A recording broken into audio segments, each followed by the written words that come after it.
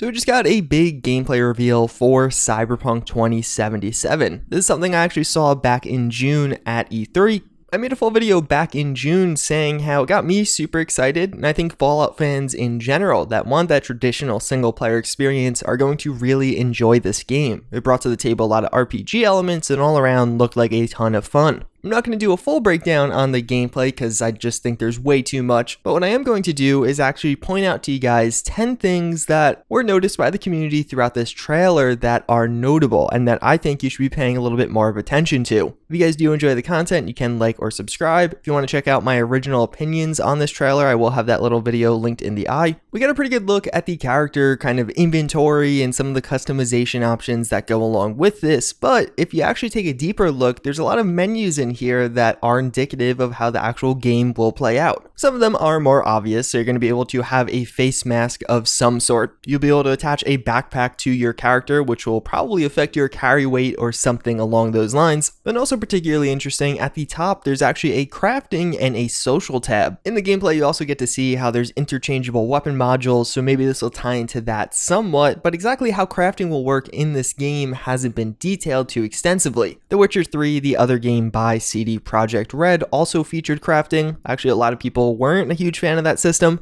So maybe in this game we'll actually get an advanced or even more technical version of that. In addition, the social tab, what is that actually going to mean? Is it social in the sense of online connectivity, like seeing what your friends are doing, how much progress they made, or even maybe some challenges among other players? Or is it social in the actual game setting, maybe certain relationships you have had, or a codex like we've seen in certain other games? Maybe a brief description of your relationships thus far. Either way, I just wanted to point these out because I think they were easily missable, but obviously two major gameplay components right there. At one point in the gameplay, you could actually see the character do kind of what is a double jump. Obviously, double jumps are a huge mechanic in a lot of video games, but something interesting, it seems like the devs have given you some justification of this. If you actually listen to the audio, you could hear what almost sounds like a little bit of a booster or some kind of rocket attached that is actually enabling your character to make that jump.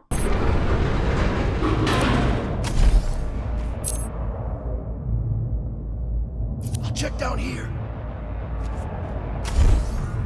We got a cool look at implants and how they're actually going to function. Something you may have not noticed though, in addition to just the actual price in currency, there's also going to be a humanity cost associated with these implants. Losing a certain amount of humanity could lead to cyber psychosis. This is actually something explored in Cyberpunk 2020, the game that this game is kind of leading off of. In that you basically became a cyber psycho if you added too much technology to your body, and it would lose your sense of identity as a person. You look at other humans as lesser to you. Although apparently CD Projekt has mentioned that you can't become a full-on cyber psycho, maybe after losing so much humanity, you'll actually get new dialogue options throughout the game, as it should hypothetically affect how you look at other people, although on a spectrum. You can never get to the end of that spectrum, but maybe you could fall somewhere in the middle. And it also would follow that you likely only have a certain amount of humanity to kind of spend in this way. So maybe you get it as you level up, thus locking you out of certain upgrades or implants until you actually reach a certain level, or you just can't have too many on you at a certain time. Also interesting is how these humanity costs are associated. Obviously, one of the implants, despite costing more, has a lower humanity score compared to another one that's cheaper but with a higher humanity score. It seems like it's not going to be directly correlated to the price of these, but maybe how it actually is implemented into your body and what it does. During the same time as you're actually getting some of these implants, you get an anesthetic injection in your arm. You'll notice after that you actually have some marks on your arm. Something that's interesting, later on in that gameplay, you could actually see those marks have remained. Now this is all occurring over the same day, so maybe it's going to take a few days for them to actually go away, but I just noticed that was a really cool attention to detail that I saw in the trailer. As you're exploring around the city, you can actually see some monks in the background. Exactly what role they'll play isn't totally clear, but that's something that obviously is fairly out of place based on everything else you see in the gameplay. I could see them being maybe the opposite to people that really tech themselves up with cyberware. The monks may be trying to stay pure and as far away from technology as possible because it's like bad for you or something.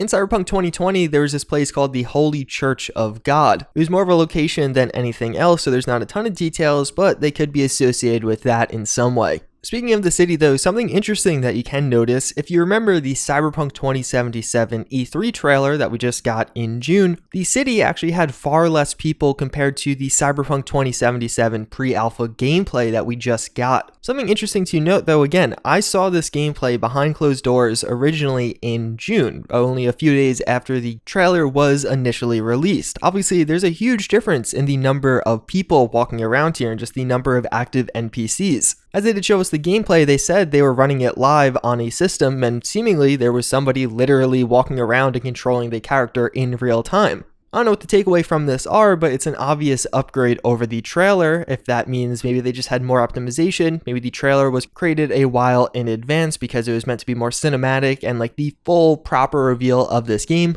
Either way, just something I wanted to point out. They kind of mentioned how you could switch in between fully automatic and semi-automatic fire modes, but after getting the subdermal implant, you'd actually see this along with how much ammo you do have left. Although seemingly, even before you get this implant, you still at any point would be able to switch between full auto and semi-auto. This is fairly minor, but it's something that has always bugged me about modern video games, just as a feature that was largely lacking. Fortunately, things have been kind of going in the right direction, and we oftentimes see it more and more often. In the demos, you actually see the character go up to the smart blinds. There's three options: morning, which opens the blinds, but then also night, which will probably close them, and then brain dance. So brain dance will effectively be VR in this world. Being connected to the net, you can experience various things, whether it be videos or actual interactive experiences. It'll give you a way to escape your reality and maybe live the life of a rich person for a little while. What you're actually going to explicitly be able to do in this mode isn't clear, but it seems like it should be fairly feature rich unless they kind of neglect it. One thing they basically say is they create these little stage situations to create false memories in your character. You'll notice in the trailer there's a lot of HUD elements going on, and actually one thing a lot of people weren't a huge fan of were those floating damage numbers that you saw. Well, it has been revealed since the trailer's release that you could actually turn those off in addition to a lot of other things within the HUD. I know as someone who kind of likes to play with minimal HUD, this is something I'm very excited for, and I'm happy it's going to be a feature out of the box and we're not going to have to wait for mods to do it. But yeah, those are 10 details, or maybe even a little more, I don't know, from the Cyberpunk 2077 gameplay that I thought were pretty notable and interesting and wanted to show or bring up to you. I'm sure there's a lot of other stuff that I didn't cover. Obviously, other YouTubers have made similar videos to this. I try to differentiate a little bit. I'll have links to my sources for all of this down below if you want to look at those. But yeah, I personally think the gameplay looks awesome. I'm extremely excited for this game. If Fallout 76 doesn't really pan out and live up to expectations, I think this could be a fallback for a lot of people. As always, again, I thank you guys for watching. I do hope you enjoyed, and I hope to see you all next time. Later.